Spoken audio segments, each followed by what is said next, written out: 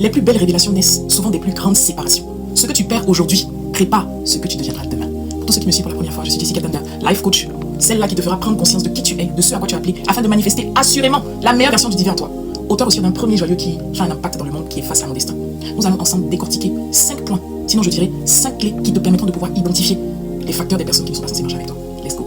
La première leçon qui est plus qu'essentielle que l'expérience de la vie, le terrain de la vie va t'enseigner, c'est que tu dois apprendre en tant que leader à tester la loyauté et la sincérité des personnes qui t'entourent. Que ce soit tes collaborateurs, que ce soit tes proches, que ce soit tes amis, que ce soit ton conjoint, que ce soit ta conjointe.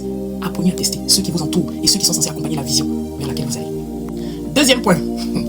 Money, le khalis, le flouze, l'argent. Éprouvez ces personnes face à l'argent. Apprenez à être stratège et voyez jusqu'où ces personnes sont prêtes à aller pour de l'argent. Parce que parfois, comme on dit, l'argent en réalité ne sépare pas les gens, mais il montre en réalité qui ils sont. Troisième point, ne soyez pas orgueilleux, mais laissez parler les gens.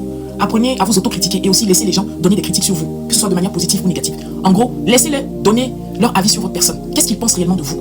En dehors du fait que peut-être vous êtes en collaboration, sans peur, sans crainte, que ces personnes-là disent ce qu'elles pensent de vous, que ces personnes-là expriment ce qu'elles auraient souhaité que vous améliorez. C'est important. Quatrième point, limitez la proximité. Généralement, on fait tous cette erreur-là. Moi, je suis passé par là. Il y a des personnes qui sont censées rester à la porte, comme d'autres qui sont censées rentrer dans notre salon. Mais il y a d'autres qui ne doivent même pas avoir accès à notre intimité, soit dans notre chambre secrète.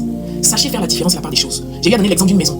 Quelqu'un peut te demander de l'eau à la porte, tu lui donneras. Mais cette personne n'aura jamais accès à ta maison, elle peut faire dans ta cuisine, ou encore moins dans ta chambre. Sachez faire la part des choses. Tout le monde n'a pas le droit d'être dans votre proximité et encore moins dans votre intimité. En cinquième et dernier point, je dirais, ayez du recul. C'est vrai que ces personnes ont fait leur preuve. Lorsque, dans le processus de tout ce que j'ai eu à développer, ces méthodes qui vous permettront de pouvoir identifier et surtout avoir la bonne attitude, il faut quand même avoir un certain recul. Il ne faut pas laisser la largesse aux gens de savoir un peu tout sur vous. Gardez le mystère.